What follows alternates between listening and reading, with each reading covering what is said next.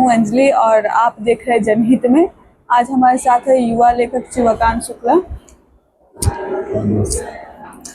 मैं इनसे कुछ सवालात करने जा रही हूं क्योंकि ये युवा है, तो मैं आपसे पूछना चाहूंगी कि आप गांधी के बारे में क्या सोचते हैं? कैसे गांधी का जो राष्ट्रवाद है वो सबसे अलग कैसे है? हाँ, बहुत अच्छा सवाल है कि गांधी जी मतलब युवा हैं, तो युवा ही नहीं, हर एक बुद्धिजीवी को गांधी के राष्ट्रवाद पर मतलब शंका। गांधी जी का जो राष्ट्रवाद है इसको समझना होगा कि जो गांधी जी का राष्ट्रवाद है वो भारत में विकसित नहीं हुआ, भारत के किसी क्षेत्र में विकसित नहीं हुआ, वो अफ्रीका के ट्रांसवाल में विकसित हुआ।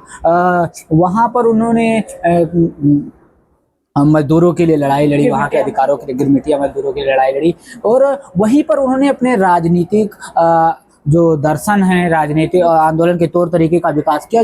एकमात्र ऐसा तत्व, और जब ना कि बारदोली में हो, बारदोली, चंपारण और खेड़ा, अहमदाबाद, ऐसे स्थानों पर उनके अंदर राष्ट्रवाद नहीं आया। वो आया ट्रांसवाल में, जो अफ्रीका का लिम्पोपो प्रांत का हिस्सा है। एकमात्र यही तथ्य, एंथोनी जी परेल कहते हैं कि एकमात्र यही तथ्य पर्याप्त है जो उनको अन्य भारत के राष्ट्रवादियों से अलग करता है। जो दूसरी बात, जो उनका राष्ट्रवाद है वो समायोजन पर आधारित है, सबको साथ लेकर चलने की बात करता है। एक शब्दों में कहें तो बहुलतावादी संस्कृति पर आधारित है। तीसरी बात, जो उनका राष्ट्रवाद है वो संकीर्ण राष्ट्रवाद का समर्थन नहीं करता, वो अंतरराष्ट्रवाद का समर्थन। हम बोले तो वसुधैव, हाँ, वसुधैव कुटुंबकम का जो कॉन्सेप्ट है लगभग पूरी तरह से फुलफिल करते हैं गांधी जी। और जो गांधी जी का राष्ट्रवाद है वो सभी समुदायों को साथ लेकर चलने की बात करता है, और यही राष्ट्रवाद ही है जो उनके जन आंदोलनों में तमाम आवाम को, मार्जिनलाइज पीपल, हाशिए पर खड़े लोगों को उनके साथ ला कर देते। अच्छा, मैं आपको इसमें रोकना चाहूँगी कि आजकल अंबेडकर की जो आइडियोलॉजी है उसे बहुत ज़्यादा सभी पार्टियां जो है हाथों हाथ ली हुई हैं, लेकिन किस तरह से गांधी जो थे अंबेडकर से कहीं पिछड़ी जातियों के मामले में पिछड़ जाते हैं, या फिर उनकी ख्यालात भी कुछ अंबेडकर से ही थे? देखिए, अंबेडकर और गांधी ये दो अलग पर्सनालिटी हैं।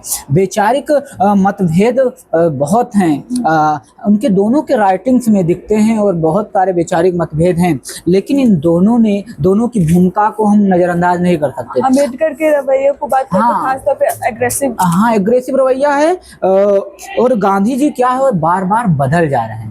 अंबेडकर इसलिए प्रासंगिक ज्यादा है, खासकर मार्जिनलाइज पीपल में, क्योंकि वो सिर्फ मतलब बात कर, उन्होंने देश और जाति के नाम पर सिर्फ जाति को चुना, और गांधी जी दोनों को चुन रहे हैं। अच्छा, गांधी जी दोनों को दोनों को चुन रहे हैं।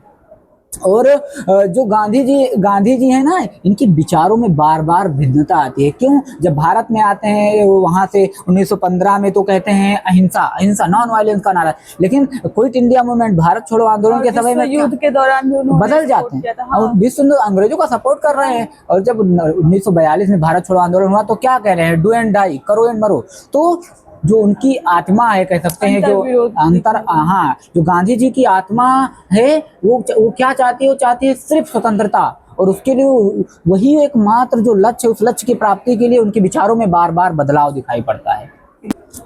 नमस्कार, आप देख रहे थे जनहित में। अगले एपिसोड के लिए बने रहें। धन्यवाद।